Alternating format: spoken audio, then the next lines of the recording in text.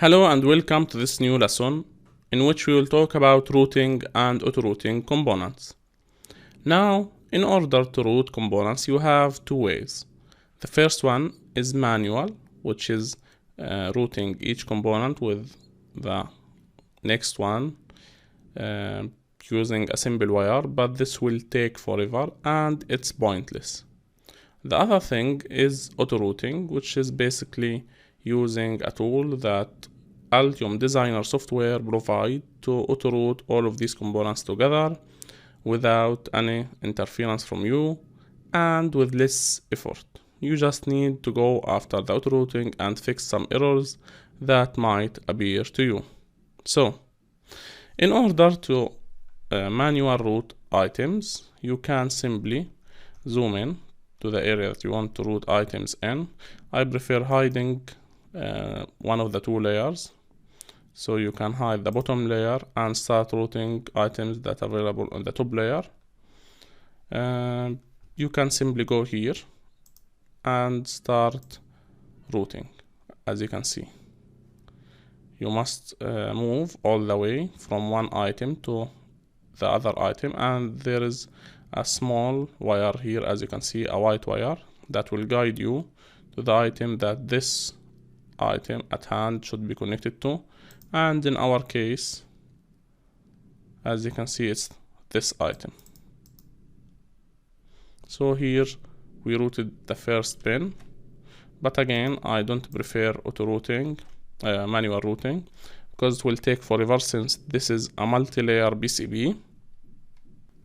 Now, a few things that I must mention before moving to auto-routing is that when you draw a line, let's say this is a line that I'm drawing using the manual routing.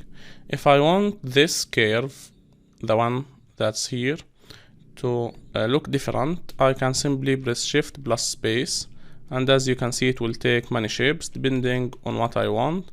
So this is half circle, this is a right angle, this is a straight line. So Shift plus space will do this. Next thing is that you can select multiple pins using the Shift, then auto-route. If I want, I can select this pin, then okay, let me remove the routing thing to help you. Okay, let me remove this. Now, if I selected this pin and this pin and this pin, then select the auto-route tool. Once you draw a line, as you can see, okay, let me repeat it. I selected 3 pins. Now you can select multiple pins using the Shift, then start drawing, as you can see.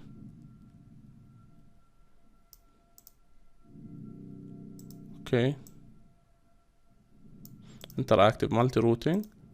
Then you can simply move. As you can see, I'm connecting 3 pins at a time. This will make it easier if you have pins that are going in the same direction. And then you can simply stop this. So I routed 3 pins at once by simply selecting the pins that I want using the Shift button. Then go here and choose interactive multi-routing. Okay, let's remove these. Ctrl Z. Now this was the second note on manual routing. To create a via while manual routing, press the plus or minus. So let's go to interactive, and if you use the plus or minus buttons, as you can see, double click here and you will get the via window. You can choose here the width, the via hole size, and the via diameter from this window.